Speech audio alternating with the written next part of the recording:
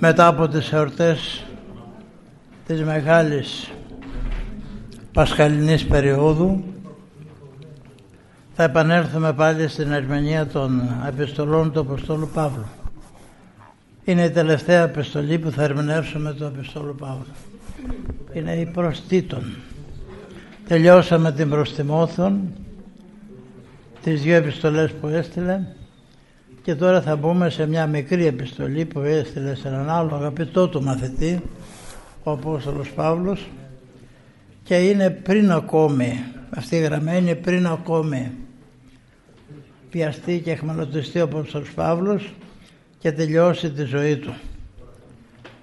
Τη ζωή του την τελείωσε με την τελευταία επιστολή που έγραψε στην προς Τιμόθεον τη Δευτέρα, όπως είδαμε και μελετήσαμε.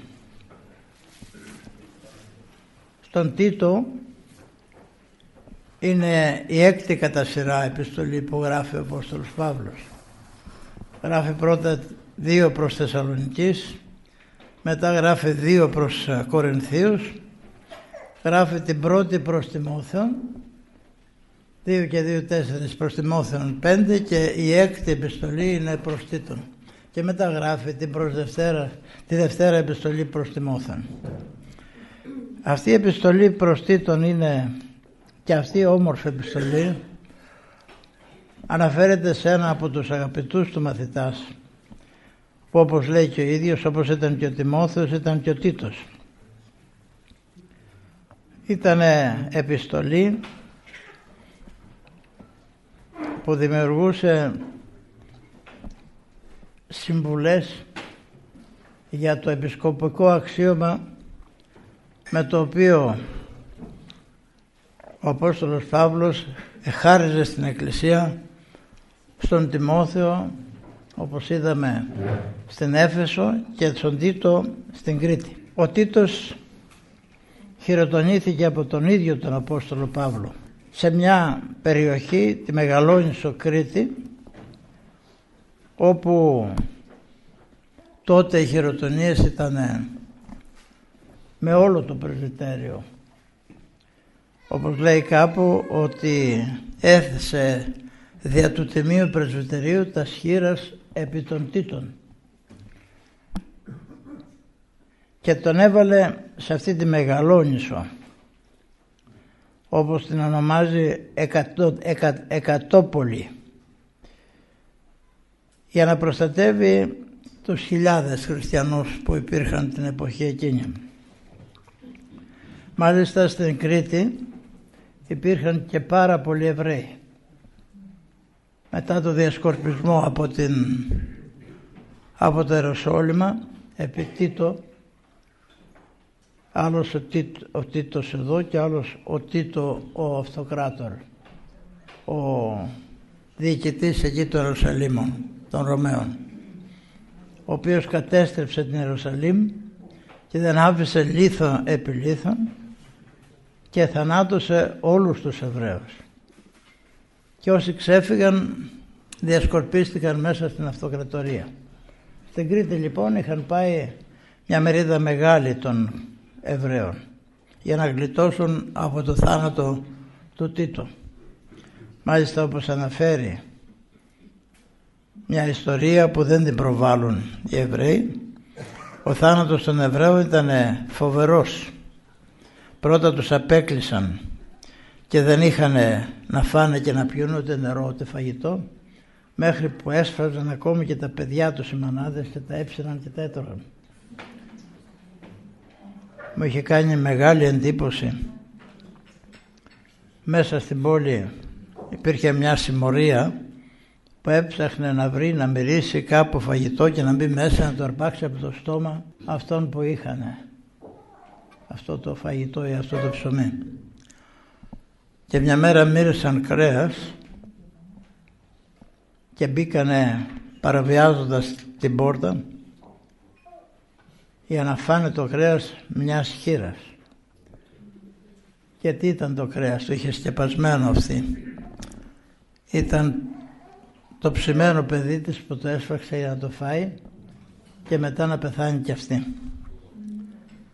Και μόλις μπήκε αυτή η συμμορία, άνοιξε το μαντίλι που είχε στεπασμένο το κρέας η μάνα, και μόλις το είδαν οι συμμορίτες αυτοί, έφυγαν με αποτροπιασμό, και η μάνα τους λέει: φάτε από αυτό το κρέας και μη γίνεστε πιο δειλοί από γυναίκα και πιο στοργικοί από τη μάνα.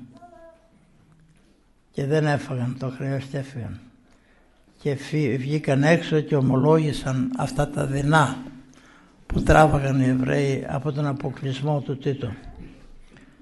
Όταν τελικά παραδόθηκαν, ο Τίτο όλους τους Εβραίους όσοι ήσαν μέσα στην Ιερουσαλήμ τους τιμώρησε με τη θυσία του σταυρικού θανάτου, και δεν υπήρχε, λέει, δένδρο στα μέρη εκείνα για να φτιάξει σταυρούς, και δεν υπήρχε τόπος για να μπήξει τους σταυρούς. Δηλαδή αυτό που είπαν οι ίδιοι Εβραίοι, ότι το αίμα αυτού επιφημών και επί τα τέκνα ημών, ο πνευματικός νόμος τους τα χάρισε αυτά που ζήτησαν οι ίδιοι. Όλοι οι Εβραίοι πέθαναν τότε με το σταυρικό θάνατο, που έγινε αιτία η ανοησία τους να σταυρώσουν το Θεάνθρωπο. Μετά λοιπόν από αυτή την καταστροφή, και από την καταστροφή όχι μόνο των ανθρώπων αλλά και όλης της Ιερουσαλήμ, δεν έμεινε λίθος επί λίθο, οι Εβραίοι σκορπίστηκαν μέσα στην αυτοκρατορία. Ένα τμήμα λοιπόν Εβραίων μπήκε μέσα στην Κρήτη, και ο Απόστολος Παύλος δεν έστειλε επιστολές και σε άλλους μαθητάς που είχε, όπως ήταν ο Λουκάς, ήταν σπουδαίος μαθητής του. Έστειλε επιστολές σε αυτούς τους δυο μόνο, στον Τιμόθεο που τον είχε στην Έφεσο, όπου και εκεί υπήρχαν πάρα πολλοί Εβραίοι και πάρα πολλοί ειδωλολάτρες, και στην Κρήτη που υπήρχαν οι Εβραίοι, και τους κατέστησε επισκόπους, και όχι μόνο με την προφορική διδασκαλία αλλά και με τις επιστολές προσπαθεί να ενισχύσει το φρόνημα των επισκόπων αυτών που κατέστησε, και να τους επιστήσει την προσοχή να προσέχουν τις ετεροδιδασκαλίες, είτε είναι ειδωλατρικές είτε είναι διδασκαλίες Παλαιάς Διαθήκης, η οποία πλέον δεν είχε θέση μπροστά στη νέα περίοδο που ήρθε δια του Χριστού. Ήθελε όσα δεν μπορούσε να εκπληρώσει ο Απόστολος Παύλος διαζώσεις, ήθελε να τα προσφέρει και με επιστολές σε αυτούς τους δυο. Ο Ιερός Θεοδόρητος λέει ότι ο Απόστολος Παύλος, εκτός από τους υπηρώτες και τους νησιώτες, προσέφερε και προσέδωσε τη διδασκαλία του και στην Ίσο Κρήτη, όπου κατήβγασε, λέει, το κήρυγμα της θεογνωσίας, το φως της θεογνωσίας. Έβαλε τα θεμέλια δια του Τρισμακαρίου, όπως λέει εδώ, Τίτου, τα θεμέλια της πρώτης εκκλησίας. Γι' αυτό και οι κριτικοί τιμούν πάρα πολύ τον Άγιο Τίτο. Προτού λοιπόν εισέλθει για να φυλακιστεί και να μαρτυρήσει ο Απόστολος Παύλος, γράφει την επιστολή προς τον Τίτο, και κυρίως τον νουθετεί πώς να υπομένει τους πειρασμούς, είτε εκ των ειδωλολατρών αλλά κυρίως εκ των Εβραίων που προσπαθούσαν να καταργήσουν τη χριστιανική πίστη, αλλά και πώς να αντέξουν στις θλίψεις και στα δεσμά τα οποία προκαλούσαν και οι ειδωλολάτρες αλλά κυρίως οι Εβραίοι στους χριστιανούς. Η επιστολή αυτή γράφτηκε μετά, όπως σας είπα, την πρώτη επιστολή που έγραψε στον Τιμόθεο. Ο Απόστολος Παύλος θυμάται συνεχώς δια της επιστολής αυτής, θυμίζει και στον Τίτο να προσέχει να δουλεύει με την χάρη του Θεού, όχι με ανθρώπινα μέσα. Μέσα από αυτή τη χάρη θα σωθούμε, του λέει, και να ξέρει ότι αυτή η χάρη θα σου προσφέρει μεγάλη παρηγοριά και στις θλίψεις που θα υπομένεις.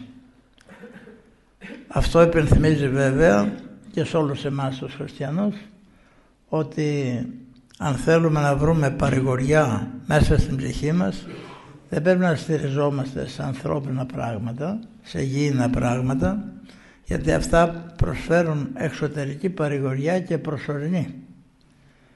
Την Θεία Παρηγοριά την προσφέρει η χάρις του Θεού, δια της οποίας πρέπει όλοι μας να αξιωθούμε, να λάβουμε μέσα μας και μάλιστα να εργαζόμαστε προς αυτή την κατεύθυνση, να αποκτούμε αυτή τη χάρη του Θεού, ώστε να ζει η ψυχή μας κατά Θεόν και να μην πικραίνουμε το Θεό με τις άτακτες κινήσεις της εμπαθής, είτε μέσα από το νου μας είτε μέσα από την καρδιά μας. Ο Θεός είναι ευεργέτης της ανθρωπότητας. Δεν ευεργέτησε την ανθρωπότητα μόνο με το τι δημιούργησε για τον άνθρωπο, τα φυσικά αυτά φαινόμενα, τα οποία είναι ένας παράδεισος κυριολεκτικά, αλλά κυρίως ευεργέτησε τον άνθρωπο να του χαρίσει και μελλοντικά αγαθά, τα οποία είναι απείρως ωραιότερα από τα αγαθά της γης, στα οποία αναφέρει στον Άγιο Τίτο εδώ ο Απόστολος Παύλος. Οι Εβραίοι στην Κρήτη, με την πρόφαση του Παλαιού Νόμου της Παλαιάς Διαθήκης, επιχειρούσαν να πλανεύουν και να παρασύρουν τους χριστιανούς. Και ο Απόστολος Παύλος γράφει στον Τίτο πρώτα να στηρίζεται στην πίστη του Χριστού και όχι στην πίστη της Παλαιάς Διαθήκης, και τον διδάσκει με τη σειρά του να ορίζει και να διορίζει επισκόπους και πρεσβυτέρους, ώστε σε όλα τα μέρη της Κρήτης να υπάρχουν εκπρόσωποι της νέας πίστεως για να διδάσκουν την αλήθεια του Ευαγγελίου, ώστε προσφέροντας με τη διδασκαλία την παρηγοριά της ψυχής στις ψυχές και κυρίως τη χάρη του Θεού, που πολλές φορές την εποχή εκείνη ήταν πολύ εμφανής με σημεία και θαύματα, ένεκα των οποίων οι άνθρωποι αφήνανε και τις ιδωλατρικές θρησκείες αλλά και κυρίως την εβραϊκή πίστη όπως την είχαν καταντήσει οι Εβραίοι, και προσπαθούσαν να δημιουργήσουν στη ζωή τους μια καθαρότητα, όλες οι τάξεις των ανθρώπων, από τους νέους μέχρι και τους γεροντοτέρους, και ξέροντας ότι οι Κρήτες είχαν δυο χαρακτηριστικά, δεν πάβε να τους ελέγχει μπροστά στα μάτια του Τίτου. Το ένα χαρακτηριστικό των Κρητών ήταν η αργία τους, ήταν λίγο τεμπέληδες, και το άλλο χαρακτηριστικό ήταν ψεύστες. Το λέει κάπου, οι Κρήτες λέει αεί ψεύστες εσύν, αεί ψεύστες, συνεχώς ψεύστες εσύν, και του εφιστά την προσοχή. Και δεν το κάνει εδώ ο Απόστολος Παύλος για να κατακρίνει, αλλά το κάνει για να γνωστοποιήσει με ποιους πρέπει να εργαστεί και να συνεργαστεί ο Απόστολος Τίτος. Και ο Κύριος πολλές φορές κατηγορούσε τους Εβραίους ως υποκριτάς.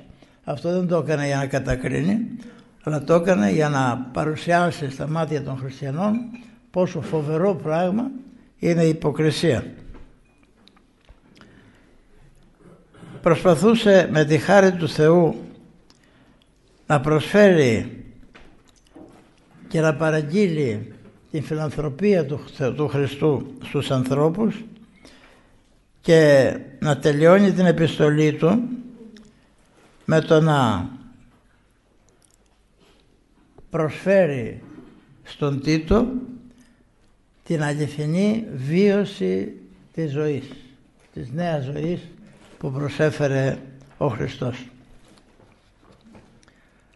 Ο Χριστός λοιπόν, παρόλο που και εκείνος προσφέροντας σε όλους τους ανθρώπους τη φιλανθρωπία του και την αγάπη του και τη θαυματουργία του, δεν έπαβε να ελέγχει τους γραμματείς και τους φαρισαίους που προξενούσαν σε όλους τους χριστιανούς τότε που ακολούθησαν τον Χριστό, προξενούσαν διάφορες απώλειες. Πρώτη απώλεια ήταν η στέρηση της ελευθερίας τους. Όποιος τολμούσε και ακολουθούσε τον Χριστό γινόταν αποσυνάγωγος. Ξέρετε τι σημαίνει συνάγωγος? Το ότι η συναγωγή για αυτούς ήταν η εκκλησία για μας. Είναι σαν να τους αφόριζαν. Θυμάστε στον Τυφλό εκείνο που θα γιορτάσουμε μετά από κάποια Κυριακή, που οι γονείς δεν τολμούσαν να ομολογήσουν την τυφλότητα του γιού τους. Γιατί? Δηλαδή φοβόντουσαν να ομολογήσουν, λέει, ή να μη αποσυνάγωγοι γίνονται. Τους στερούσαν την ελευθερία, δεν τους αφήναν να ζήσουν ελεύθερα και να ψάξουν για την αλήθεια. Αλλά έγραψε αυτή την επιστολή ο Απόστολος Παύλος να προσφέρει και στον Τίτο και σε εμάς μετά την αληθινή κατάσταση του Τίτου. Τον χαρακτηρίζει, όπως θα δούμε, τέκνων αγαπητών. Πολλούς έλεγε τέκνα, αλλά τέκνα αγαπητά δεν έλεγε πολλούς. Υπάρχουν τέκνα τα οποία είναι παιδιά μας, αλλά κάνουν και αμαρτίες. Δεν σημαίνει ότι είναι όλα αυτά τα παιδιά αγαπητά, αλλά ο Τίτος εδώ, έτσι όπως τον ονομάζει, τον χαρακτηρίζει αγαπητόν, γιατί είναι αγνό παιδί, αγνός άνθρωπος, καθαρός άνθρωπος. Δεν είχε αμαρτίες μέσα του. Και προσπαθούσε με λίγα λόγια να επενθυμίσει την κοινή εκείνη παροιμία που τη λέμε και εμείς σήμερα, ότι των φρονίγων ολίγα. Γι' αυτό και δεν έγραψε μεγάλη εκτεταμένη επιστολή όπως έγραψε στον Τιμόθεο. Ήταν εκλεκτός άνθρωπος αυτός και με λίγα λόγια θα τον έπιθε να ζήσει τα της πίστεως. Ο Τίτος ήταν Έλληνης στην καταγωγή και βαπτίστηκε από τον ίδιο τον Απόστολο Παύλο. Ενώ τον Τιμόθεο τον περιέτεμε, τον Τίτο δεν τον περιέτεμε ο Απόστολος Παύλος. Ενώ δίδασε να καταργηθεί η περιτομή από τους νέους, ας πούμε, προσήλυτους τους χριστιανούς, τον Τίτο τον περιέτεμε. Γιατί? Διότι τον ονομάζει αδελφών ίδιων. Όταν τον βρήκε στην Τροάδα, του προσέφερε το Ευαγγέλιο του Χριστού και αμέσως, λέει, τον ονόμασε αδελφόν του. Και φαίνεται εκεί υπήρχαν πάρα πολλοί Εβραίοι που αντιδρούσαν σε αυτή την διδασκαλία του Αποστόλου Παύλου, στην κατάργηση δηλαδή της περιτομής. Και από οικονομία ο Απόστολος Παύλος περιέται με τον Τίτο.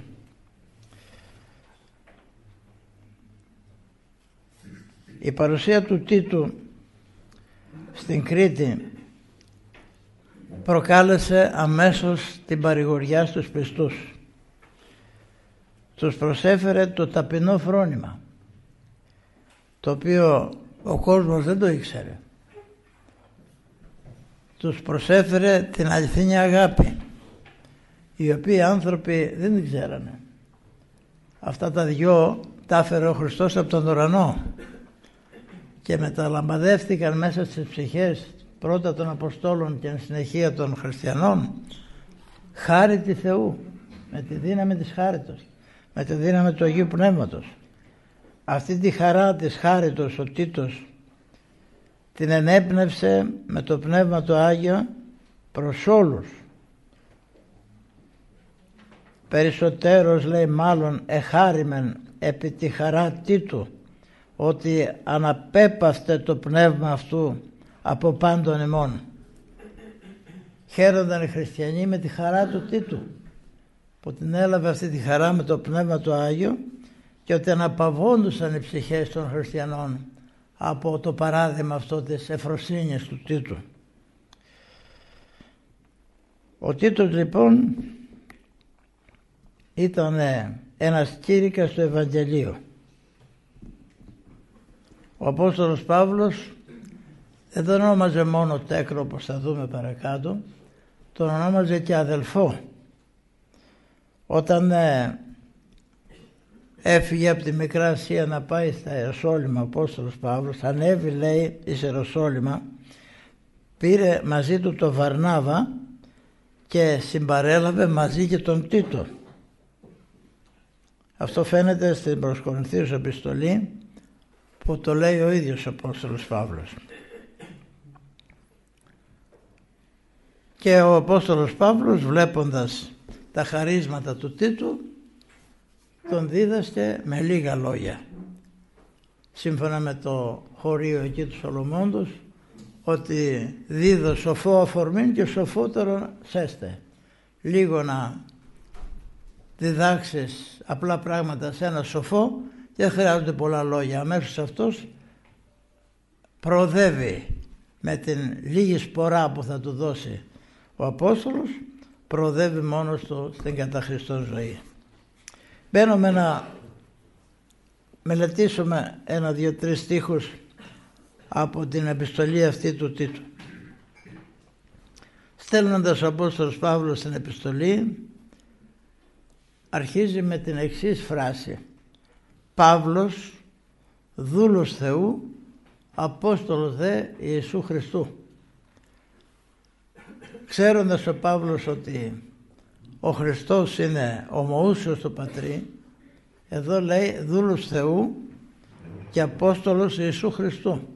Άλλο λέει δούλος Χριστού και Απόστολος Θεού. Είναι το ίδιο πράγμα. Δεν τον ενδιαφέρουν τα ονόματα, πώς θα τα βάλει στη σειρά, γιατί ο Χριστός ονόμασε ο ίδιος τον εαυτό του Υιόν Θεού. Όπως τον ονόμασε και Υιόν ανθρώπου, έτσι τον ονόμασε και Υιόν Θεού, τον ίδιο τον εαυτό του. Και όποιος αποκάλυπτε αυτή την ιότητα του Θεού, το αποδεχόταν. Θυμάστε όταν ρώτησε τους Αποστόλους, τι να με λέγωσιν άνθρωποι είναι, τι με λένε, τι λένε οι άνθρωποι ότι είμαι εγώ? Και είπαν μερικοί, άλλος σε ονομάζει για τον προφήτη Ηλία, άλλος σε ονομάζει για τον προφήτη Ιρεμία, άλλος σου λέει ότι είσαι ο προφήτης, δηλαδή αυτόν που αποκάλυψε ο Μωυσής την εποχή όταν ζούσε, ότι θα έρθει στο μέλλον ο προφήτης, ένας προφήτης, μοναδικός προφήτης, και άλλοι λένε ότι είσαι ένας εκ των προφητών. Εσείς, λέει, τι λέτε ότι είμαι? Είπε στους Αποστόλους. Και πετιέται χωρίς να μιλήσει κανείς άλλος ο Απόστολος Πέτρος, θυμάστε, και είπε, «Συ ο Υιός του Θεού του ζώντος». Και δεν είπε μη λες τέτοια πράγματα, αλλά τον επίνησε. «Μακάριος η Σίμων Βάριωνα, μακάριος είσαι Σίμων, Ιε του Ιωνά».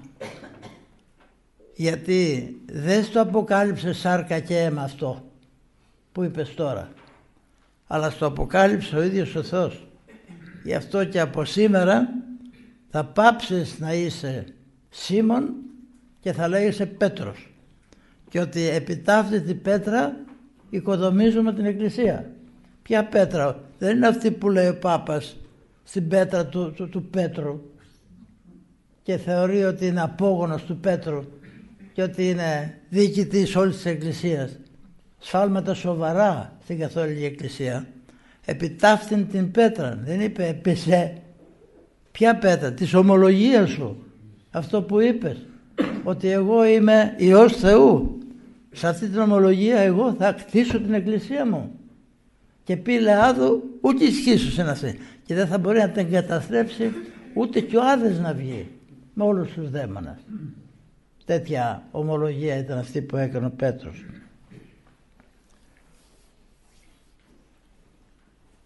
Κατά πίστην εκλεκτών Θεού και επίγνωσιν αληθείας της κατευσέβιαν. Εγώ είμαι ο Παύλος, ο δούλος του Θεού, αυτός που απεστάλην από τον Χριστό για να κηρύξω στα έθνη, κατά πίστην εκλεκτών Θεού. Τι σημαίνει αυτό? Πού απεστάλην? Προς ποια κατεύθυνση? Αυτό το χωρίο μπορεί να το νοήσουμε με δύο τρόπους. Ότι εγώ είμαι Απόστολος που θα διδάξω την αλήθεια ώστε να πιστέψουν οι άνθρωποι και να γίνουν εκλεκτοί του Θεού. Διαμέσου εμού ο άνθρωπος ο οποίος είναι απλός άνθρωπος, φυσικός άνθρωπος, έχοντας επάνω του τα πάθη, διαμέσου εμού που δέχθηκα την αποστολή από τον Χριστό, όχι με τη δική μου δύναμη αλλά με τη δύναμη του Χριστού, θα κηρύξω για να γίνουν οι άνθρωποι, να ευδοκίσει ο Θεός να γίνουν και να πιστέψουν οι άνθρωποι στα λόγια μου και να γίνουν εκλεκτοί. Αυτή είναι η μία ερμηνεία, η οποία φαίνεται ότι είναι σωστή, γιατί δεν μπορούσε να βρει εκλεκτούς ανθρώπους ο Απόστολος Παύλος, θα έπρεπε να κηρύξει για να φτιαχτούν εκλεκτοί μετά το κήρυγμα. Ώστε όλοι οι χάρις του Θεού που εμπιστεύθηκε ο Θεός στο αξίωμα του Αποστόλου Παύλου, και όχι ο ίδιος ο Απόστολος Παύλος, έχει συνείδηση ο Απόστολος Παύλος ότι είναι απεσταλμένος από κάπου. Δεν είναι αυτόκλητος Απόστολος. Δεν ήταν τόσο χαζός ο Απόστολος Παύλος να πάει με ανθρώπινες δυνάμεις μέσα στα θεριά της οικουμένης. Τον έστειλε και τον διέταξε μάλιστα ο Θεός να πάει στα έθνη. Όχι ότι ήμουν εγώ κάτι, λέει, αλλά έλαβα αυτό το αξίωμα για τους εκλεκτούς. Δεν προσφέρουμε, λέει, εμείς τη δική μας αρετή, όπως κάνουν πολλοί κήρυκες, και χριστιανοί κήρυκες, αλλά και παλιοί άνθρωποι από τον εαυτό τους αυτοχρηζόντουσαν ως ιεροκήρυκες. Στη Θεσσαλονίκη, που ήταν ένα κέντρο διερχομένων τέτοιων σοφών ανθρώπων, υπήρχαν πάρα πολλοί άνθρωποι που μίλαγαν διάφορες ομιλίες, διάφορες διδασκαλίες. Γι' αυτό ο Απόστολος Παύλος στην επιστολή του προς την Θεσσαλονίκη έλεγε: προσέχετε στους χριστιανούς, πάντα δοκιμάζετε, το καλόν κατέχετε. Τι πάντα? Όλα αυτά τα πνεύματα, όλες αυτές τις διδασκαλίες που είναι πληθώρα, θα τα ερευνάτε με το λογισμό σας, σύμφωνα με την πίστη που έχετε της χάριτος του Θεού, θα τα ελέγχετε και εσείς από αυτά θα κρατάτε τα πραγματικά ωφέλιμα. Τα άλλα θα τα απορρίψετε. Όχι σαν τη σημερινή εποχή που έχουμε το διαδίκτυο και ο κάθε τρελός και ο κάθε ανήθικος και ο κάθε διαστραμμένος βγάζει διδασκαλίες και τα κουτορνίθια, εμείς οι νέοι κυρίως, κάθονται και πιστεύουν σε όλα αυτά τα οποία βγάζουν τα αρρωστημένα μυαλά. Το καλόν κατέχεται, το ορθόν, το ωφέλιμον, και αυτό δεν θα μας το χαρακτηρίσει η σοφία μας ως ορθόν και ωφέλιμον, αλλά θα μας το παρουσιάσει η χάρη της διδασκαλίας του Ευαγγελίου. Θα μας μάθει εκείνη τι είναι το ορθόν και το ωφέλιμον, ώστε να απορρίπτουμε όλα τα αποκοιήματα και της δικής μας φαντασίας, αλλά κυρίως της φαντασίας των άλλων ανθρώπων, θα τα απορρίπτουμε για να κρατάμε, ας πούμε, το ορθόν και το ωφέλιμον, για να γινόμαστε συνετοί. Αλλιώς θα χάνουμε τα μυαλά μας, δεν ξέρουμε που θα βρισκόμαστε και θα βασανιζόμαστε μέσα στην καθημερινότητα με άγχος και ένα σωρό ψυχικές και σωματικές ασθένειες. Εδώ ο Παύλος επίσης λέει ότι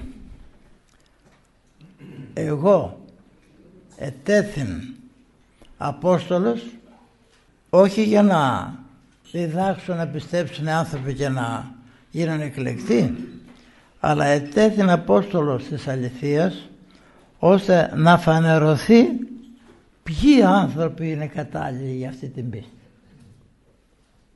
Ποιοι θα παραλάβουν αυτή την πίστη. Γιατί όλοι δεν την παραλάβουν.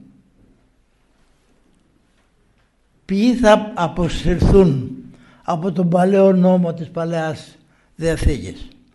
Ποιοι θα αποσυρθούν από τη μυθολογία των ειδωλατρών. Όταν φανερώνει, όταν επιβάλλει ο Θεός τη διδασκαλία του, την προβάλλει. Και με αυτή την προβολή θα φανερωθούν ποιοι είναι έμπιστοι, δηλαδή ποιοι πιστεύουν και ποιοι απορρίπτουν. Καταλάβατε. Εγώ ετέθην, λέει, Απόστολος, φανερώνω το φως του Χριστού και οι πιστοί θα φανερωθούν ποιοι θέλουν και ποιοι δεν θέλουν, ώστε να πάρουν το δρόμο της εκλεκτικότητας. Εγώ εγνώρισα, λέει, και πίστεψα την αλήθεια και κατάλαβα ποια είναι η διαφορά της αλήθειας του Χριστού από τον παλαιό νόμο της Παλαιάς Διαθήκης. Ο νόμος στην παλαιά εποχή δεν ήταν αλήθεια. Όχι ότι δεν ήταν του Θεού, αλλά δεν είχε μέσα του τη χάρη του Ευαγγελίου. Δεν ήταν δηλαδή σωστικός ο νόμος της Παλαιάς Διαθήκης, όπως λέγαμε κι άλλοτε. Ο νόμος δόθηκε στην Παλαιά Διαθήκη να γνωρίσει ο άνθρωπος ότι αμαρτάνει. Δεν ήταν ο νόμος σωστικό στοιχείο. Έστω κι αν έκανε αγώνα κανείς να τηρήσει τις εντολές του Θεού. Υπήρχε αδυναμία ανθρώπινη, νεκρότητα δηλαδή ανθρώπινη, που δεν μπορούσε να προσλάβει μέσα του την χάρη του Θεού ώστε να αναγεννηθεί ο έσω άνθρωπος. Αλλά προσπαθούσε με την εξωτερική τήρηση των εντολών να μπορέσει να προσαρμοστεί προς την διδασκαλία του Θεού, όχι να σωθεί. Για να σωθεί ο άνθρωπος έπρεπε να έρθει η αλήθεια, και η αλήθεια δεν ήταν ούτε διδασκαλία ούτε θεωρία, ήταν ο ίδιος ο Χριστός. Τι είναι ο Χριστός ως αλήθεια? Που είπε εγώ είμαι η αλήθεια, εγώ είμαι το φως, εγώ είμαι η ζωή. Ο Χριστός δεν παρουσιάστηκε ως ένας θεωρητικός διδάσκαλος, αλλά παρουσιάστηκε ως σωτήρας. Τι έκανε δηλαδή? Αναζωογόνησε και ανέστησε τον νεκρόν άνθρωπο. Πήρε την ανθρώπινη φύση ο Χριστός, που οδηγεί το προς τον άδη και στην νεκρότητα, την έφτιαξε δική του και δια του θανάτου που δεν είχε μέσα του το μικρόβιο του θανάτου, δεν παρέλαβε φύση ο Χριστός με θάνατο όπως έχουμε εμείς. Παρέλαβε φύση χωρίς θάνατο και αποδέχθηκε το θάνατο. Γιατί? Για να λυτρώσει τον άνθρωπο από το θάνατο με την Ανάσταση. Πήρε το θνητό σώμα, όχι το θάνατο, επέτρεψε στον εαυτό το ίδιος να πεθάνει. Για ποιο λόγο? Να αναστήσει τη δική μας φύση. Ο Θεός παρουσιάζεται ως αλήθεια με το να μας αλλάζει ο ίδιος, όχι ο λόγος του. Ο λόγος του μας οδηγεί προς τον ίδιο. Μερικές φορές πλανόμαστε εμείς και νομίζουμε ότι αν θα διαβάσουμε τα βιβλία θα σωθούμε. Όχι. Εάν δεν βαπτιστείς, να επενδυθείς στο Χριστό Εάν δεν πάρεις το Άγιο Πνεύμα ως βοηθό να σε κάνει Χριστό μέσα σου, εάν δεν έχεις το Χριστό να σε λυτρώνει από τις αμαρτίες που κάνεις, εάν δεν έχεις τον Χριστό να σε θρέφει ψυχοσωματικά με τη Θεία Κοινωνία, βλέπετε, η αλήθεια είναι ρεαλιστική, είναι πραγματική, δεν είναι θεωρητική.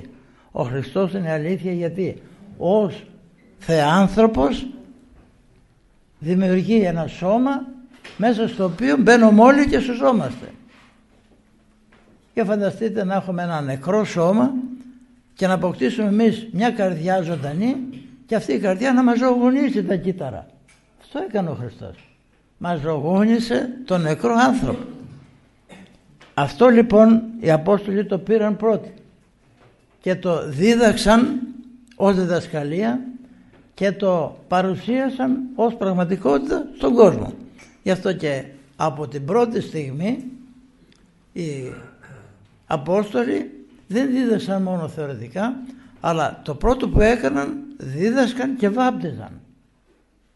Βάπτιζαν και κοινωνούσαν. Το πρώτο βάπτισμα που έγινε αναζωογόνησης είναι το βάπτισμα της Πεντηκοστής. Οι Απόστολοι δεν βαπτίστηκαν δι' ύδατος, βαπτίστηκαν δια Πνεύματος Αγίου κατευθείαν. Ο Χριστός δίδαξε βέβαια δια του ύδατος και του Πνεύματος, αλλά οι Απόστολοι πήραν κατευθείαν το Πνεύμα και τήρησαν τη διδασκαλία του Χριστού πλέον δι' ύδατος και Πνεύματος. Η αλήθεια του Ευαγγελίου δεν είναι αλήθεια θεωρητική, είναι αλήθεια πραγματική. Βλέπετε, αυτό συμβαίνει και στους Αγίους μας.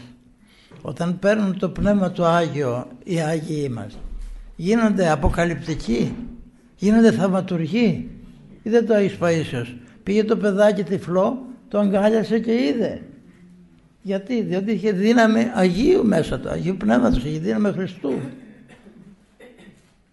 Δεν είναι όπως εμείς κάνουμε διδασκαλίες και δεν μπορούμε έστω και να σταυρώνουμε έναν άνθρωπο ούτε να τον βοηθήσουμε στο σώμα του ούτε στην ψυχή του, γιατί δεν έχουμε αυτή την αγιότητα. Η Εκκλησία στα πρώτα χρόνια, στους πρώτους αιώνες, είχε έντονα την παρουσία του Θεού μέσα στον σπλάχνα της. Γι' αυτό και είχε πει ο Χριστός ότι εγώ, παρόλο που αναλαμβάνομαι στον Θεό Πατέρα, με θυμώνει με πάσα στις ημέρες. Και εδώ είναι το μυστήριο της παρουσίας του Θεού μέσα στην ιστορία. Εν τάφο σωματικός, εν άδοδε μεταψυχής, ο ίδιος ο Χριστός. Στον τάφο ήταν ο Θεός στο νεκρό σώμα του Χριστού. Στον άδη ήταν ο Θεός μαζί με την ψυχή του. Εν θρόνο μεταψυχής, εν παραδείσου μεταλλιστού και εν θρόνο μεταπατρός. Πάντα πληρώνω ο περίγραπτος. Όπου και αν στραφεί κανείς υπάρχει ο Χριστός. Και λέει μάλιστα ένας Άγιος, δεν υπάρχει πουθενά στη δημιουργία μετά την Ανάσταση του Χριστού που να μην μπορεί να βρει κανείς τον Χριστό, πουθενά. Όπου και να βρεθεί, αν επικαλεστεί τον Χριστό, αμέσως θα του παρουσιαστεί. Αυτή είναι η αλήθεια του Ευαγγελίου. Οι Απόστολοι λοιπόν είχαν αυτή την αλήθεια και τη μεταδίδουν στους άλλους Αποστόλους, στους μαθητάς τους. Και οι Απόστολοι αυτοί πλέον μεταδίδουν με τη σειρά τους στους υπολείπους, στους χριστιανούς, και έρχεται αυτή η αλήθεια από την εποχή εκείνη μέχρι σήμερα. Όσοι ενδιάμεσα δίδαξαν διαφορετικά από ό,τι δίδαξαν οι Απόστολοι, και μάλιστα ο Απόστολος Παύλος είναι τόσο σίγουρος για την αλήθεια αυτή, ώστε να λέει σε κάποιους, σε μια επιστολή του, ότι και άγγελοι από τον ουρανό να έρθουν να σας διδάξουν διαφορετικά από ό,τι σας διδάσκω εγώ, μην τους πιστέψετε. Τέτοια είναι η αλήθεια του Ευαγγελίου. Υπήρξαν όμως διάφοροι παράγοντες, κυρίως προέρχονται από τους φιλοσόφους και από τους πολιτικούς αυτοί. Παράγοντες που θέλουν να κόψουν στα μέτρα τους τον χριστιανισμό, να φτιάξουν χριστιανισμό προσωπικό και δημιούργησαν σάλωμα στην Εκκλησία, είτε με τις αιρέσεις είτε με τις πολιτικές επιδιώξεις. Δημιουργήσαν χωρισμούς. Τι ήταν εκείνο που χώρισε τους μονοφυσίτες, νομίζετε, από τους Ορθοδόξους? Οι πολιτικοί παράγοντες. Γιατί οι πολιτικοί παράγοντες δεν θέλανε να χάσουν τα τμήματα της Ανατολής, της Αιγύπτου κλπ.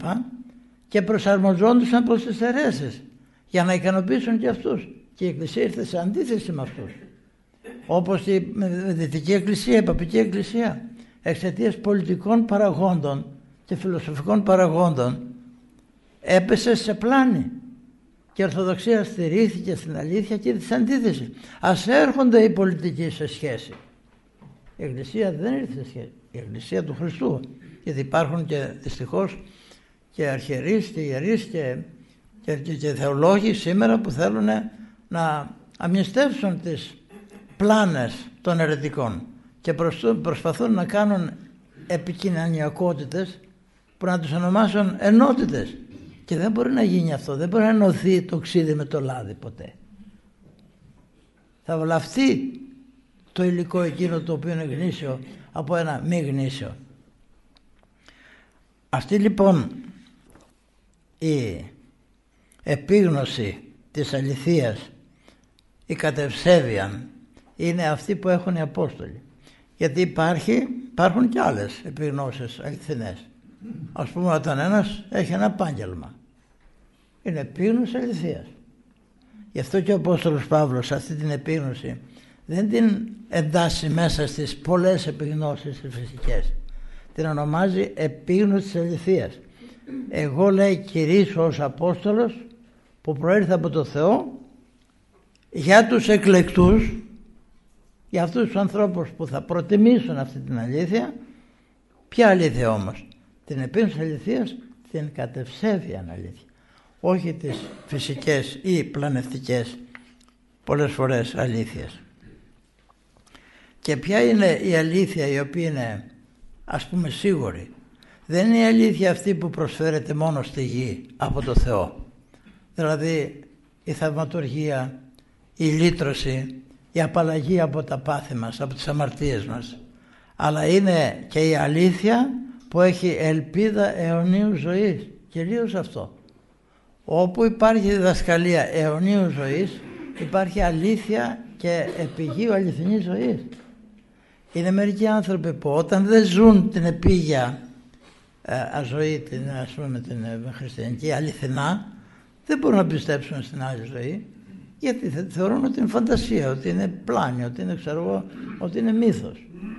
Ο άνθρωπος που ζει όμως αληθινά την πίστη εδώ στη γη, ζει και την προοπτική της, που είναι η αιώνια ζωή. Ζωή δηλαδή χωρίς αιωνιότητα, ο Απόστολος Παύλος δεν μπορεί να την χαρακτηρίσει χριστιανική ζωή. Χάρισε, λέει, ο Θεός ως ευεργέτης στον εκλεκτόν όχι μόνο την πίστη και την επίγνωση της αληθείας της ευσεβίας τώρα εδώ στον τόπο τούτον, αλλά και όσες άλλες ευεργεσίες μας έδωσε, αλλά χάρισε το δώσιμο της αιώνιας ζωής. Αυτή η αιώνια ζωή δεν είναι τίποτε άλλο παρά είναι η μεγαλύτερη, η μεγαλοτάτη, όπως λέει εδώ, ευεργεσία που έκανε ο Θεός στον άνθρωπο. Γιατί δεν μας απείλαξε μόνο από την πλάνη και το ψεύδος της ασέβειας, αλλά ο Θεός ως πλουσιόδωρος, λέει, έκανε ώστε να μας δώσει μισθών τέτοιων αιώνιων μελλοντικών που δεν θα το γνωρίσει ποτέ κανείς πάνω στη γη, όσα αγαθά κι αν πάρει από το Θεό. Φανταστείτε τι έχει να γνωρίσει ο Θεός. Ετοίμασε ένα Θεός της φοβουμένης αυτόν, λέει, ούτε στο νου του ανθρώπου ανέβει, ούτε εν την καρδία αυτού. Ο Απόστολος Παύλος τα γεύθηκε αυτά, γιατί υπάγει στον ουρανό και το λέει με σιγουριά το τι είναι και δεν μπορεί να τα εξηγήσει, ούτε εξ όν ανθρώπου λαλίζε, δεν μπορώ να τα πω, δεν μπορώ να τα παρουσιάσω τι είναι αυτά. Όταν ο άνθρωπος φύγει από τη σαρκική ζωή, τη ζωή των αισθήσεων, και μπει μέσα σε αυτό το χώρο, τότε θα καταλάβει το μεγαλείο των ευεργεσιών του Θεού που ετοίμασε στους φοβουμένους αυτών. Βλέπεις, λέει, αναγνώστα, πως από την αρχή ο Απόστολος Παύλος αριθμεί τις ευεργεσίες του Θεού στον Απόστολο Τίτο, και μάλιστα δεν απαριθμεί μόνο τις γήινες, αλλά θέλει να δώσει στους μαθητάς γενικά Και στον Τίτο θέλει να δώσει την αίσθηση ότι η προώθηση του ανθρώπου πρέπει να γίνεται προς την αιώνια ζωή. Και αυτό, ξέρετε, είναι εκείνο που αναπαύει πλήρως τον άνθρωπο και κυρίως τον απαλλάσσει από τις γήινες προσκολήσεις. Γιατί προσκολόμαστε στη γη? Γιατί έχουμε ανάγκη μεγάλων, ας πούμε, ευεργεσιών, και επειδή δεν τους βρίσκουμε αυτές τις ευεργεσίες πέρα από τα δεδομένα, ψάχνουμε να βρούμε πολλά δεδομένα να χορτάσει η ψυχή μας, και δεν χορταίνει η ψυχή μας από αυτά. Γι' αυτό και πάσχουν οι άνθρωποι. Όσο κι αν πλουτίσει κανείς, όσα κι αν γνωρίσει κανείς, όσα κι αν απολαύσει εδώ στη γη, δεν του γεμίζουν την ψυχή. Λίγο ακτίδα από την Άγιο ζωή, αν μπει μέσα στην ψυχή του, αυτό τον απάβει πλήρως και τον δημιουργεί μέσα του πλούτο μεγάλο και ένα σωρό, ας πούμε, ζωή, ένα πλήθος ζωής. Αυτά τα ονομάζει εδώ ο Απόστολος αΐδια αγαθά. Αΐδιος δεν είναι ο αιώνιος μόνο. Αΐδιος είναι ο Θεός, αυτός ο οποίος δεν έχει ούτε αρχή ούτε τέλος.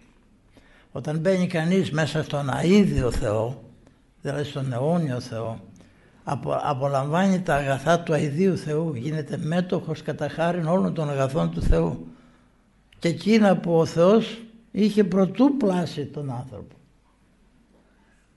Καταλάβατε? Αυτά λέει ο ψευδής Θεός επιγγείλατο προχρόνων αιωνίων, προτού έρθουν τα σύμπαντα. Τα έχει αναγγείλει ο Θεός και τα υποσχέθηκε ότι θα τα δώσει στον άνθρωπο, και τα προόρισε για τον άνθρωπο και ήθελε να τα δώσει, αλλά περίμενε πότε να έρθει ο καιρός. Πότε δηλαδή να έρθει ο καιρός. Εφανέρωσε δε καιρής ιδίης των λόγων αυτού εν κηρύγμαται. Ήρθε ο καιρός που έπρεπε να τα φανερώσει με το κήρυγμα, για να τα παρουσιάσει με τη βίωση, για να γίνει ο άνθρωπος μέτοχος όλων αυτών των αγαθών. Ο ψευδής Θεός, ο Θεός δεν μας λέει ψέματα. Γιατί δεν τα έδωσε πριν έρθει ο Χριστός στον κόσμο αυτά τα αγαθά? Γιατί ο άνθρωπος έπεσε, δεν ήταν ικανός να τα προσλάβει αυτά τα αγαθά. Όχι, δεν τα είχε, τα είχε, αλλά ήταν νεκρός. Ένα ξύλο ξερό μπορεί να πάρει την ενέργεια του ηλίου μέσα του? Από όξω θα την παίρνει. Ένα χλωρό ξύλο όμως παίρνει την ενέργεια του ηλίου μέσα.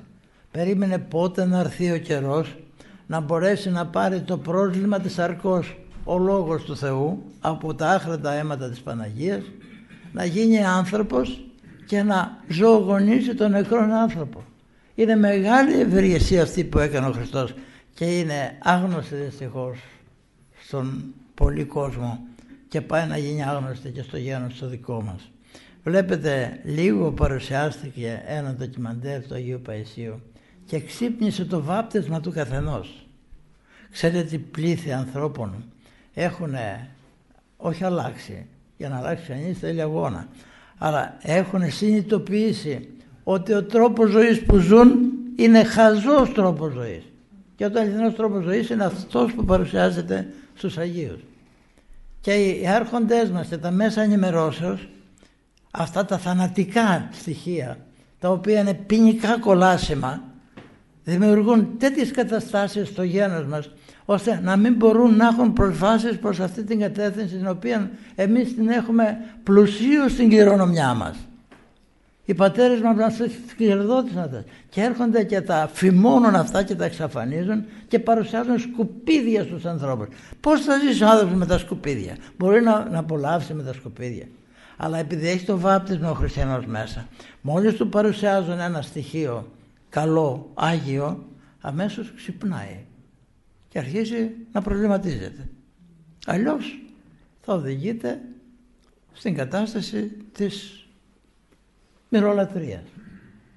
Σας είπα και την προηγούμενη φορά, μου έκανε εντύπωση που κάποιος γιατρός μου είπε ότι το 80% των ανθρώπων σήμερα παίρνουν ψυχοφάρμακα. Γιατί δεν τους ικανοποιεί τίποτα. Μόλις έρχεται κάποια χάρη τέτοιου είδους, αμέσως σαν να έρχεται μια αυγή, μια λαμπερή αυγή, σαν να έρχεται ένας ήλιος μέσα τους, και δημιουργούν άλλη αίσθηση μέσα στο είναι τους. Με αυτή την ελπίδα λοιπόν, την οποία ο ψευδής Θεός τη χάρισε προχρόνου αιωνίων και που ήρθε η εποχή και τη φανέρωσε στις κερίς της ιδείας, δηλαδή αυτά που όρισε ο Θεός, ας πούμε, με το κήρυγμά του, αυτά λέει είναι εκείνα τα οποία εμπιστεύτηκα εγώ κατ' επιταγήν του Σωτήρου ημών Θεού. Αυτά τα αγαθά που έφερε ο Χριστός μου τα εμπιστεύτηκε ο Θεός σε μένα και τα εμπιστεύομαι τώρα εγώ στον Τίτο.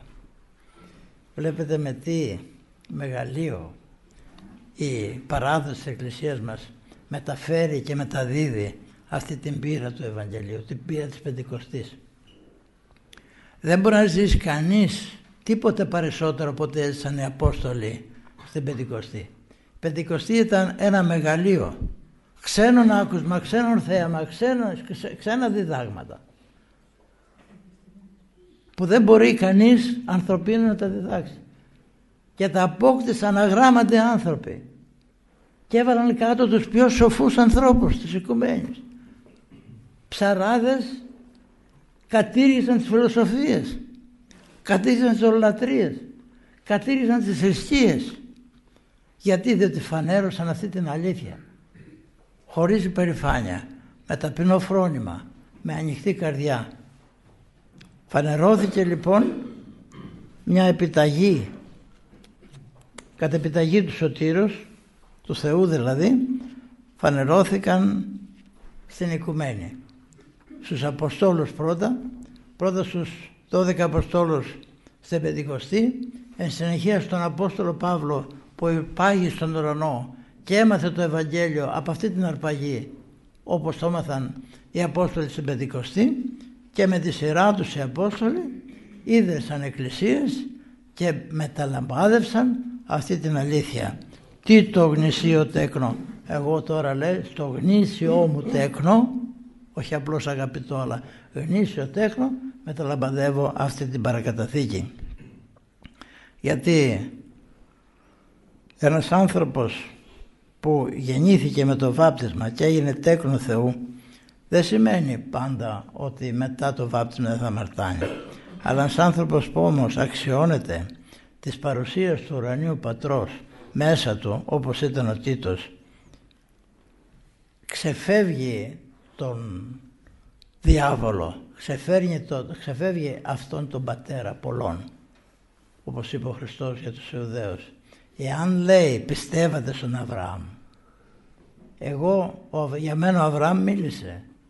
Αν ήσασταν τέκνα του Αβραάμ, δεν θα ζητούσατε να με θανατώσετε. Είστε τέκνα του διαβόλου, γι' αυτό θέλετε να κάνετε αυτά. Όπως οι προγονείς σας σκότωσαν τους προφήτες, το ίδιο κάνετε κι εσείς. Μην βαφκαλίζετε ότι είστε τέκνα του Αβραάμ. Είστε τέκνα του πατρός σας διαβόλου. Όταν λοιπόν ξεφεύγει αυτή την πατρότητα κανείς και γίνεται γνήσιο τέκνο με την αρετή και την αξιότητά του, τότε ο Απόστολος Παύλος μιλάει για τον Τίτο σαν γνήσιο τέκνο εν πίστη. Μέσα από την πίστη γίνεται κανείς γνήσιο τέκνο. Δεν γίνεται ούτε με τη μόρφωση γνήσιο τέκνο, ούτε με την ανθρώπινη διδασκαλία, ούτε με την επιστήμη, ούτε με την εξυπνάδα, ούτε με την πλούσια, ας πούμε, περιουσία του, ούτε με τίποτα άλλο γήινο. Γνήσιο τέκνο και σοφό γίνεται μόνο με την πίστη. Όποιος δηλαδή σχετίζεται με τον Θεό. Και αυτή η πίστη μέσα στην Εκκλησία την ονομάζει ο Απόστολος Παύλος ότι είναι πίστης κοινή. Είναι πίστης κοινή, δεν είναι πίστης του Αποστόλου Παύλου. Δεν την κράτησαν οι Απόστολοι για τον εαυτό τους. Την παρουσίασαν, ο Χριστός έφτιαξε εκκλησία και μέσα στην εκκλησία υπάρχουν καρποί του πνεύματος, διδάσκαλοι, προφήτες, ευαγγελιστές, υπάρχουν άνθρωποι με αρετή, ενάρετοι, υπάρχει πλήθος ανθρώπων με τα χαρίσματα του Αγίου Πνεύματος και δημιουργούν μια κοινότητα πίστεως. Πώς είναι τα κύτταρά μας μέσα στο σώμα μας, βουτυγμένα μέσα στο ίδιο αίμα και παίρνουν από το αίμα όλα την τροφή και το καθένα ενεργεί προσωπικά μέσα στο σώμα μας. Έτσι η Εκκλησία δημιουργήθηκε από το Θεό και όποιος μπαίνει μέσα στην Εκκλησία με πίστη, αληθινή, με σχέση δηλαδή με την κεφαλή, με το Θεό, γίνεται ζωντανό μέλος. Αυτή την κοινή πίστη ο Απόστολος Παύλος τη νιώθει σαν ίσος προς ίσον με τον Τίτο. Δεν βάζει τον εαυτό του πάνω από τον Τίτο. Παρόλο που είναι πατέρας του Τίτου, γιατί τον γέννησαν το Ευαγγελίο, το λέει ότι είσαι αδελφός και του φανερώνει τη φιλοστοργία του και την αγάπη του κατά τέτοιο τρόπο αδελφικό, ώστε κι αν και αυτός τον βάπτισε, δεν πάβει να τον θεωρεί ότι είναι αδελφός. Καταλάβατε τι κατάσταση ζούσαν οι Άγιοι μας μέσα στην Εκκλησία και τι κατάσταση ζούμε σήμερα. Εδώ σήμερα δεν τολμάει κανείς να πει ένα λόγο στον επίσκοπο. Ο επίσκοπος παρουσιάζεται σαν ένας διοικητής από πάνω. Δεν τολμάει κανείς να πει μια γνώμη. Έτσι και πει μια γνώμη. Υπάρχει τέτοια διάθεση σήμερα σε μερικούς επισκόπους. Έτσι και πει μια γνώμη, θεωρεί ότι είναι ανυπότακτος. Επειδή τολμάει να πει μια γνώμη.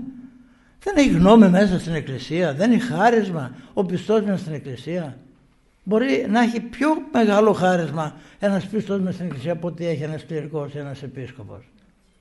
Όταν δεν έχει το φρόνημα αυτό της κοινότητας ο άνθρωπος, αποκτάει μια ατομικότητα τέτοιου είδους, ώστε να αποσύρεται από την κοινότητα και να κάθεται απέναντι στην κοινότητα και να προσπαθεί να την υποτάξει, προσπαθεί να την διδάξει ανθρωπίνως, ζώντας κατά άνθρωπον, και να έρχεται σε αντίθεση με πνευματικές δυνάμεις. Πόσοι ήρθανε άνθρωποι της Εκκλησίας εναντίον των Αγίων? Δεν πολέμησαν τον Άγιο Νεκτάριο. Ποιοι τον πολέμησαν τον Άγιο Νεκτάριο? Ο πρώτος πατριάρχης της Αλεξανδρίας ήταν ο πρώτος που τον πολέμησε. Παρασύρθηκε βέβαια από την αυλή του Πατριάρχου και παρασύρθηκε και τον πολέμησε. Όταν ήρθε στην Ελλάδα επίσκοπος όν, δεν τον τιμήσαν καθόλου οι κληρικοί της Ελλάδος, οι επίσκοποι της Ελλάδος. Ούτε και τότε ήταν επίσκοπος, κάπου να τον βάλουν, να τον δωρήσουν, να πάρει ένα κομμάτι ψωμί να φάει. Και καταδέχτηκε να τον βάλουν ιεροκήρυκα στη Χαλκίδα για να παίρνει ένα μικρό μισθό. Όταν έκανε το μοναστήρι δεν τον δίωξαν. Δεν πήγε ο αρχιεπίσκοπος και τον πήρε από τα γένια και τον λέει, πες μου που έχεις τα μούλικα εδώ με τις καλόγριες. Δεν δίωξαν όπως οι Εβραίοι παλιά τους Αγίους τους σύγχρονους? Τον πατέρα Πορφύριο δεν έχουν διώξει ένα σωρό άνθρωποι, ή τον πατέρα Παΐσιο? Μερικές φορές οι ίδιοι αγιορείτες. Γιατί? Διότι τα έργα των Αγίων είναι φωτεινά έργα. Τα έργα των υπολείπων είναι σκοτεινά έργα. Εάν υπάρχει ένα φως μες στο σκοτάδι, θα φανεί το σκοτάδι, θα φανεί το έργο του σκότους. Γι' αυτό και θέλουν να το κρύψουν, να μην υπάρχει καλύτερα, παρά να δημιουργήσουν πρόβλημα στον εαυτό τους. Αντί να το δεχθούν, να φωτιστούν τα έργα τους, να απαλλαγούν από την δράση των σκοτεινών έργων και να γίνουν και αυτοί φωτεινοί, τους διώκουν. Έτσι παθαίνουν μέσα στην Εκκλησία. Ο Χριστός όμως από ποιος διώχθηκε? Νομίζετε ότι διώχθηκε από την Βασίλισσα? Η Βασίλισσα ήταν το τελευταίο. Διώχθηκε από τους ίδιους τους επισκόπους. Έφτασε να πει ο Χρυσόστομος, σας τα λέω αυτά σαν ιστορικά φαινόμενα, να δείτε ότι η αλήθεια όταν δεν μπορεί να την προσλάβει κανείς, τη διώκει. Έφτασε να πει ο Χρυσόστομος, ουδέν δέδικα πλην επισκόπους ως επισκόπους πλην τινάς. Τίποτα δεν φοβήθηκα στη ζωή μου όπως τους επισκόπους, εκτός από μερικούς. Πού μπορεί να φτάσει μερικές φορές ακόμη και η θρησκευτική πλευρά της Εκκλησίας, η κατασκευή προσωπική της εκκλησιαστικής πλευρά, να διώκει την ίδια Εκκλησία. Να μην αναφέρω άλλα παραδείγματα μέσα στην ιστορία Αγίων που οδηγήθηκαν στο μαρτύριο. Ο Άγιος Μάξιμος τι έπαθε? Από ποιους διώξαμε? Ήταν ο μόνος που κατήχε την αλήθεια. Αυτοκράτορες και επίσκοποι τον εδίωκαν σε Ανατολή και Δύση. Τον ξεφτέλιζαν, τον εξόριζαν. Και μου έκανε εντύπωση κάτι το πολύ αισχρό και σου κάνει εμετό. Τον πήραν μια φορά και τον βάλανε μπροστά και κάλεσαν όλο το λαό να τον φτύνει και να έχει καλυφθεί ολόκληρος ο Άγιος Μάξιμος από τα φτισήματα και να μην φαίνεται ως άνθρωπος.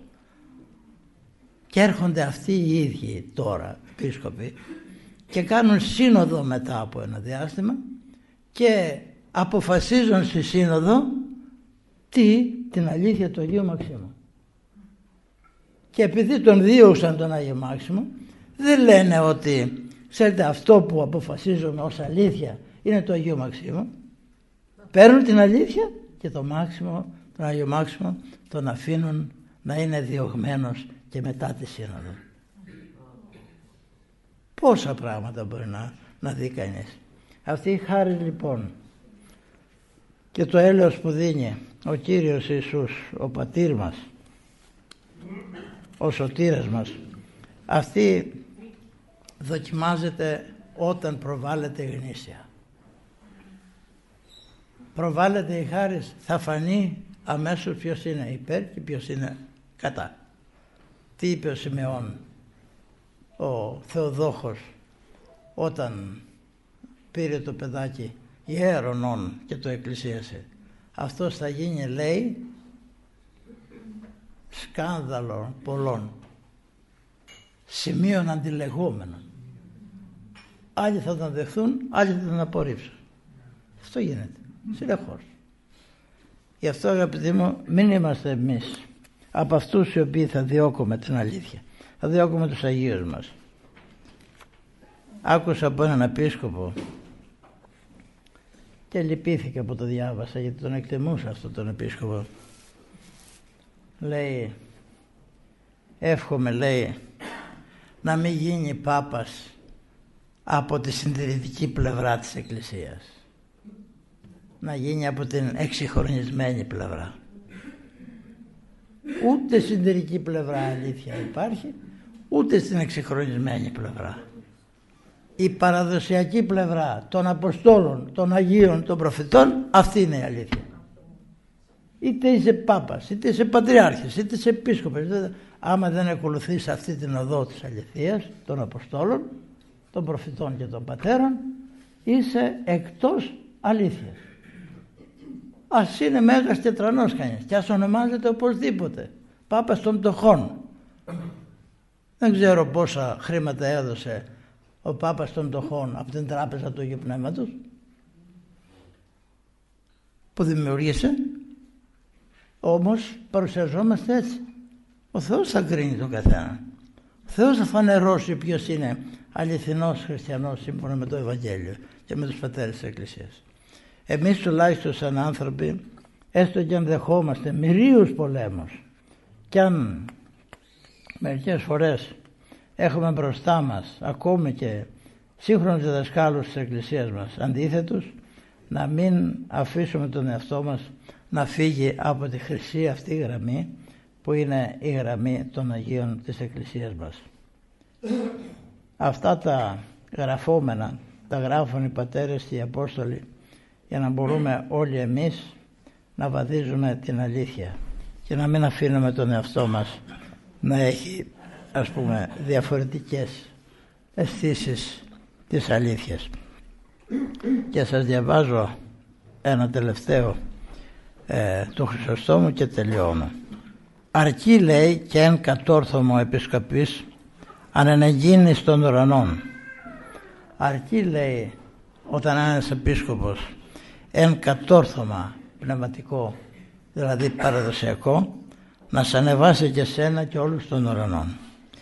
Και αρκεί ένα μάρτυμα να σε οδηγήσει σε αυτή τη γένεια. Τη γένεια του πυρός, δηλαδή στην κόλαση. Όθεν εμίγε θαυμάζεν έπιση τους αφιεμένους όγκου το σούτου. Εγώ, λέει, θαυμάζω με τα λόγια, όχι αυτούς που προσφέρουν αυτά τα πράγματα με μια υπερηφάνεια. Άθλιοι άνθρωπε και ταλέπορε, ου χωράς τίνος εφίεσαι. Δεν κοιτάς Από πού βασανίζεσαι, από πού καθοδηγείσαι? Κατά σ' αυτόν αν εις και αγνός και άσημος, καν όταν δε στην αρχήν ταύτην αχθείς, ενόησον όσων κεφαλών υπεύθυνος ή τιμωρίας. Όταν δεις, λέει, τον εαυτό σου να είναι σωστός και αγνός, έστω κι αν είσαι άσημος, πρόσεχε, μην μοιάσεις αυτούς που αμαρτάνουν, γιατί αν μοιάσεις αυτούς που αμαρτάνουν, θα έχεις να δώσεις λόγον όχι μόνο για μια ψυχή, για την ψυχή τη δική σου, αλλά θα δώσεις λόγον και ευθύνες, θα υποστείς ευθύνες όχι μόνο για τον εαυτό σου, αλλά για ένα πλήθος άλλων ανθρώπων. Τι ρόλο παίζει ένας επίσκοπος, ένας ηγέτης. Αυτά τον διαβάζω, να ξέρετε, δεν κατηγορώ κανέναν. Κατηγορώ τον εαυτό μου, γιατί μας αξιώνει ο Θεός να είμαστε πνευματικοί και μερικές φορές παρασυρώμαστε με το λογισμό μας και λέμε ότι εγώ είμαι πνευματικός, ωφελώ τους ανθρώπους, και ενώ μπορεί να είμαι σκανδαλώδες πολλές φορές. Άνθρωπος που να μην προσφέρω κάτι που ωφελεί τον άλλον. Και το δείχνει αυτό και η ζωή των άλλων. Από την ώρα που ένας άλλος δεν αλλάζει, δεν φταίει αυτός μόνο που δεν αλλάζει. Φταίει και ο πνευματικός καθοδικός που δεν έχει δυνάμεις να τον αλλάξει. Αν δεν έχεις πνεύμα Άγιο, πώς θα τον αλλάξει? Με λόγια δεν αλλάζει ο άνθρωπος. Εννοήσουν λοιπόν πόσες κεφαλές, σε πόσες κεφαλές είσαι υπεύθυνος και τι τιμωρίες θα υποστείς για αυτές τις κεφαλές. Άκουε του Παύλου του λέγοντος, πείθεστε τις ηγουμένες ημών και επίκειται. Αυτοί γάρα γρυπνούσαν υπέρ των ψυχών ημών, ον λόγων αποδώσαντες. Πείθετε τις ηγουμένες. Πώς θα πιστεί ο άλλος τις ηγουμένες? Όταν έχει αίσθηση ότι ωφελεί, ότι αγρυπνεί στις ψυχές και ότι όλη η ενέργειά του είναι από φόβο μην τυχόν κάνει κάτι και θα δώσει λόγο. Αυτός ο επίσκοπος και αυτός ο διδάσκαλος και αυτός ο Απόστολος είναι αληθινός Απόστολος και ωφελεί τους ανθρώπους της Εκκλησίας. Εύχομαι να βρούμε στην εποχή μας και τέτοιους ανθρώπους, αλλά και την δυνατότητα της ψυχής μας να ακολουθήσουμε αυτόν τον τρόπο ζωής για να μπορούμε να γλιτώνουμε από τα δεινά του διαβόλου. Ο διάβολος βρίσκεται παροιμήν συνεχώς. Μην τον αφήσουμε με πλανευτικές ιδέες που θα τις βρούμε είτε στα διαδίκτυα είτε στις γειτονιές, οι οποίες πολλές φορές θα μας οδηγήσουν στην άρνηση της αλήθειας του Ευαγγελίου και των Αποστόλων. Να είστε καλά.